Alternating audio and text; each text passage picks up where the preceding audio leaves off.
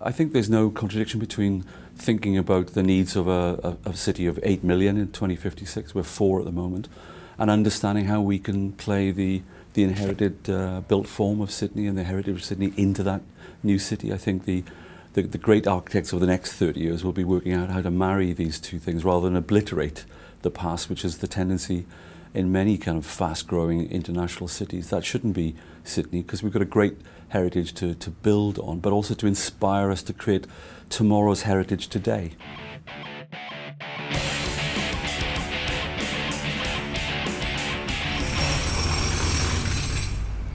The role of heritage in a 21st century city is to remind us constantly about our connection with the past and the fact that the life of a city is not a thing that's only happening now, but is a sort of continuum that has a past that's evolved into the present and that will continue to evolve into the future. Heritage is important, and many of the great buildings are actually a response to what's gone before. Often we need to erase to build, and that's often a contentious moment, particularly for people who don't have the same visionary zeal for the future that others might have.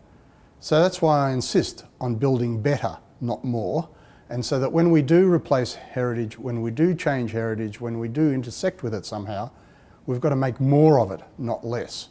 And so sometimes, and I personally believe this, it's actually more interesting and more intellectually challenging to work with a piece of heritage and to make sure that it's amplified and respected for what it is. Sometimes we've demolished buildings, and I'd like to think we always replace them with better things. Heritage is, I guess, a way that our material culture encapsulates parts of our community's history, and it's about, I guess, our shared social values.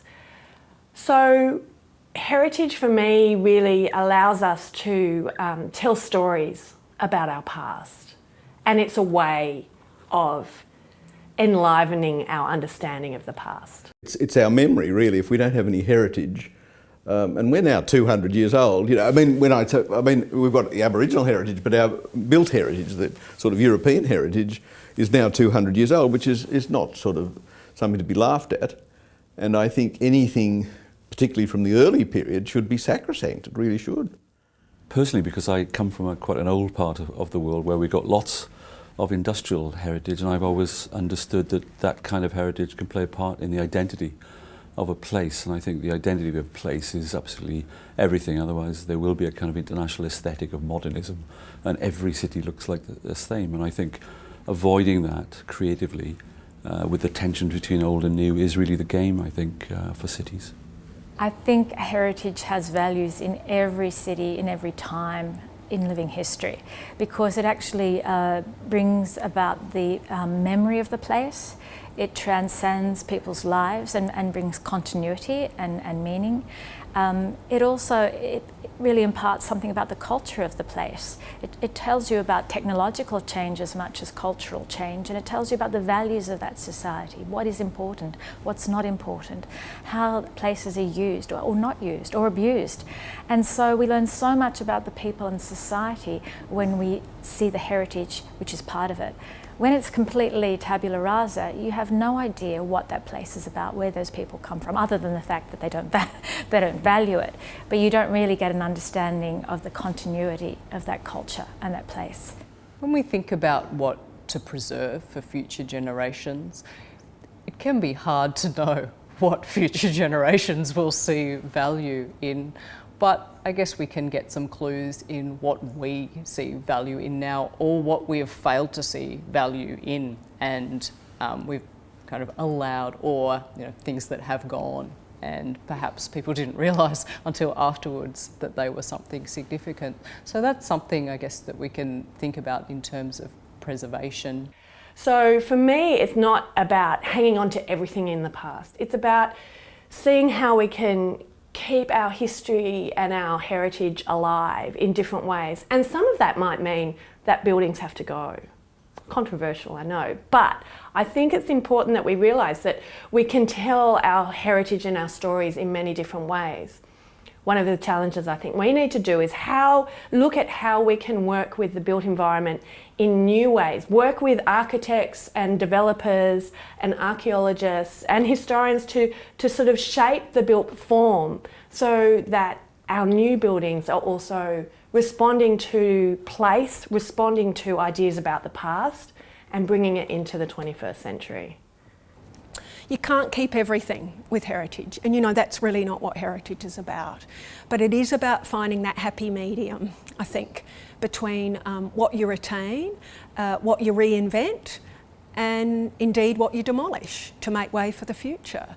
And you know, Sydney's a constantly evolving, changing place. That's why it's an exciting city to live in. You know, it's far from boring, but it does mean that particularly I think in economic buoyant times, that's when there are some challenges into what decisions get made to retain elements of the past.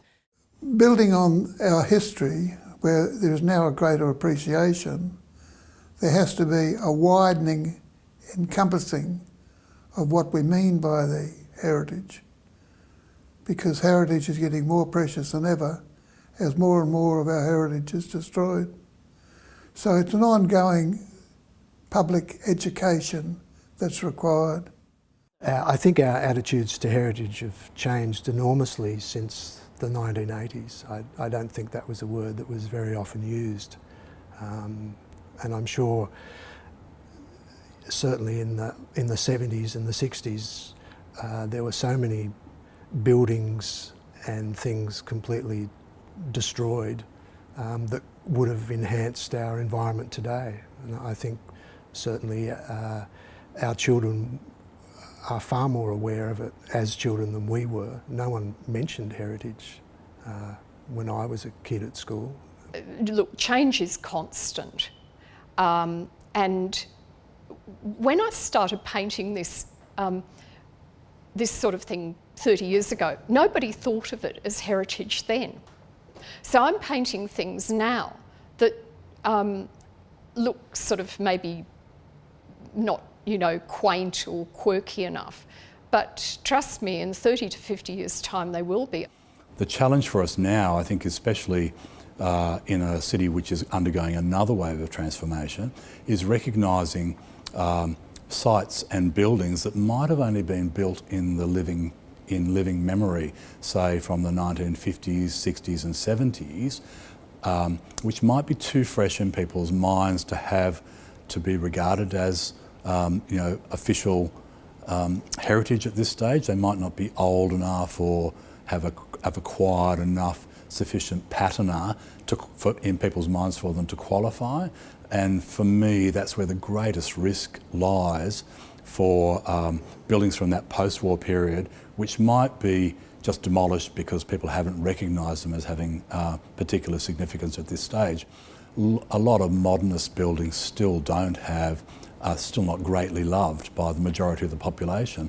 You know, Australians, by and large, were turned off modernism by the late 1970s and have never really had a love affair with it since, which is a great pity because Sydney's awash with fantastic modernist buildings.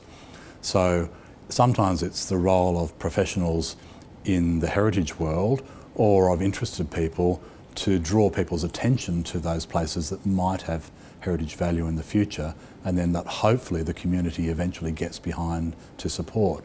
And I think we can see that playing out at the moment with the sort of controversy around the demolition of buildings from the 1970s in Sydney and to a certain extent the 1960s, and a new sense that buildings that were built in the 1970s only 40 years ago might actually be quite important heritage items in their own right. And it's interesting where that interest in those buildings is coming from, because the great fascination for late modernism and brutalist buildings seems to have emerged from really young people, from late teenagers and young adults in their 20s who weren't even around when those buildings were being built, and so they have no sense of what the ideology or the design vision was at the time, but for some reason those buildings have found a resonance with that group of people, and that's that's I think how heritage values eventually become really strongly entrenched. I think our attitudes to heritage has changed, particularly in the last 30 to 40 years. And I think a lot of that is about a growing awareness as well about heritage. I think a lot of people probably know or are aware that there is heritage legislation, or there is something that there is some sort of formal structure to protect our heritage. Perhaps beyond that, people don't know a lot. But I think that means that we have some really great opportunities to have conversations with people about what they value. Because I think we might be surprised about, people have very different ideas about what they value.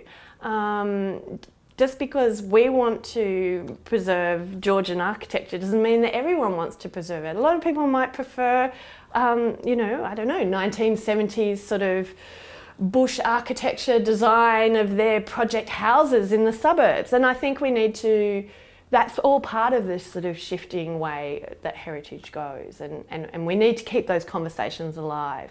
Not everybody will like or value the same type of heritage. You know, we live in a polyglot society, and in actual fact that's the real challenge in 21st century Sydney, to actually have the heritage that reflects the community and the community that this great city has become. You know, and that's a real challenge. I think we've really we've got the kind of heritage, you know, we're very aware of the importance of some heritage and perhaps less knowledgeable about heritage that doesn't directly speak to a particular community but may speak to another community. So that's the real thing, is how we can kind of value perhaps the heritage that we might understand less. I think sometimes people feel perhaps a bit uncomfortable expressing a sense of value in a place that might be considered kind of redundant, ugly, old, you know, no longer functional, or something like that. But it is important, I think, when you consider stories and how important they are to our identity. It doesn't really matter whether the place you feel connected to is aesthetically beautiful or not, because it's about that sense of connection. It's not really about value judgment about its aesthetic or, you know, its historical importance. There is still that social importance, which starts with the individual. There's been quite a lot of criticism about the way heritage listings take place and the lack of diversity or the lack of breadth, particularly the lack of cultural breadth in the things that have been recognised as having heritage value in New South Wales, but in other parts of Australia as well. And particularly that in the past it's been a real white bread sort of process, particularly houses and the houses of rich white men.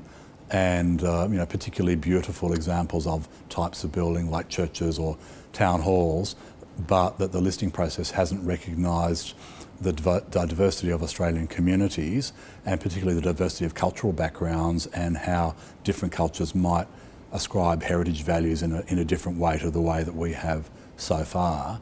But there's a lot of work happening right now to address that sort of deficit that there has existed in heritage listings prior to now. I think the conversations should be happening all the time and shouldn't be just at the point when something is proposed. So if a developer comes to a community and says, I want to do something, they come with a plan that is understood to be appropriate for that place and that community, not something that is appropriate to their financial well-being. Well, it should be both, but the point is they need to come with a sophisticated understanding of what they're doing and where they're doing that, and with what sort of community that they're engaging. Sydney's attitudes to heritage and our sense of what's important about the past have changed really radically in the last 100 years.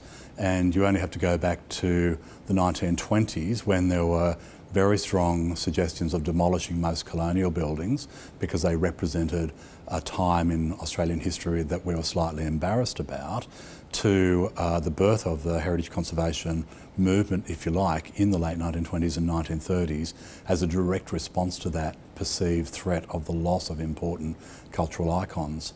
And that popular view, which was mostly driven by artists and writers, led to the preservation of buildings like the Mint in Macquarie Street and Hyde Park Barracks and many other important buildings, particularly colonial houses, that previously hadn't had any strong support.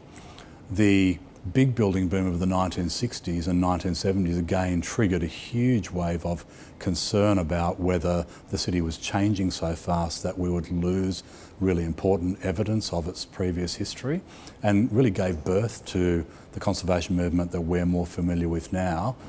Well, when we look back and realise that all the rocks would have been destroyed had it not been for the green band on the rocks area, I think that's important.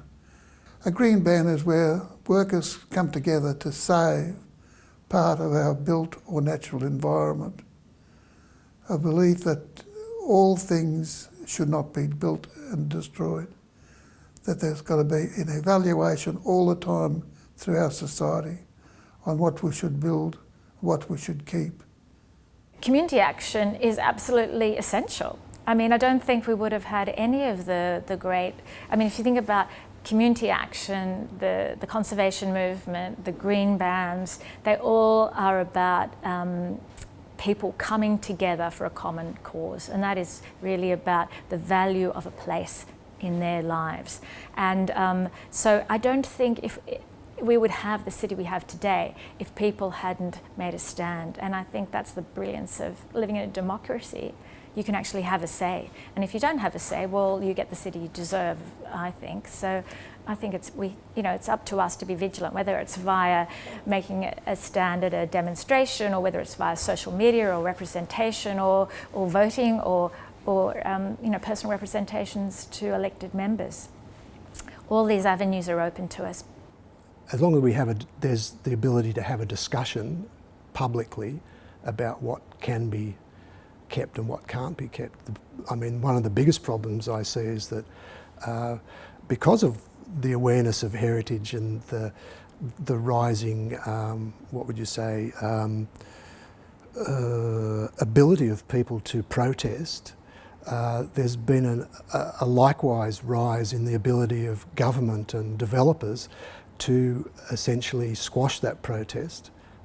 Most likely in a way, by politely engaging in a dialogue, and then having done surveys and done impact statements, and then essentially just ignoring all of that as a sort of Clayton's approach to how you do it.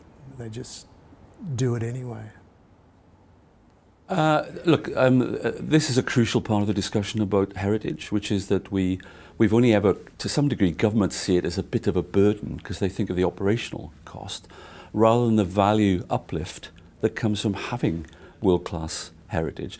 So the committee and others, there is a big intellectual discussion going on now, how we get the right appraisal methodology to value heritage, the arts, culture, green infrastructure, things that actually create massive value over the long term. I mean, who could think of Sydney without the Harbour Bridge or the Opera House? And how much value is that brought into Australia? These are icons that brand the nation. They're not properly evaluated, but that's the kind of thinking that we need to have for our heritage. It isn't just a cost. It's an incredible investment and a gift that keeps on giving. I think our cities are richer for having the community conversations. So I think our cities are better, more sophisticated, and make for better places because the conversation is had. Sydney's a young city, so we're only now learning how to have the conversation. And I'm not suggesting that we're having a good one yet, but at least we're talking about needing to have a good one, which is relatively new. And I think the Department of Planning, a whole lot of parts of government want to encourage that. And yet there's been a history of the adversarial environment that people immediately default to. That will change over time. We need to get the runs on the board. We need to keep the conversations happening. And we need to say there is trading involved. No one gets everything that they want. But there are always good reasons for change, and there are always good reasons not to change, and let's have that conversation.